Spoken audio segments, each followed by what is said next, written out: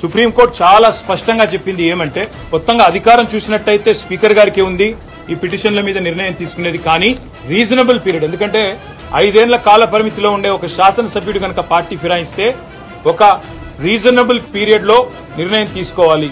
Reasonable period అంటే ఏమిటి అని కూడా సుప్రీంకోర్టు ఫైన్ చేసింది. ఏమని 3 నెలల లోపల ఖచ్చితంగా నిర్ణయం తీసుకోవాలి.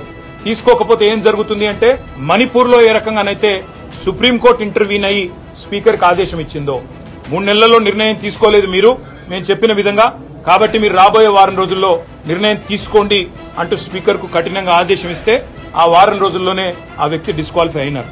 స్పీకర్ గారికి గుర్తు చేశాం, మేము మార్చి 18 నాడు దానం నాగేందర్ గారి పిటిషన్ మొట్టమొదటి పిటిషన్ మేము ఇచ్చింది. ఆ రోజు స్పీకర్ గారికి స్వయంగా వారి చేతులకు అందజేయడం జరిగింది. ఈ రోజు మొత్తం మిగతా 9 పిటిషన్లు కూడా బై హ్యాండ్ ఇచ్చాము. ఇంతకంటే ముందే దాదాపు ఒక 7 పిటిషన్లు మేము by email, by registered post, by WhatsApp కూడా స్పీకర్ కార్యాలయానికి పంపించాము వివిధ తేదీల్లో. కాబట్టి స్పీకర్ గారికి ఈ రోజు మేము విజ్ఞప్తి చేసింది ఏమంటే మీరు వెంటనే నిర్ణయం తీసుకోండి.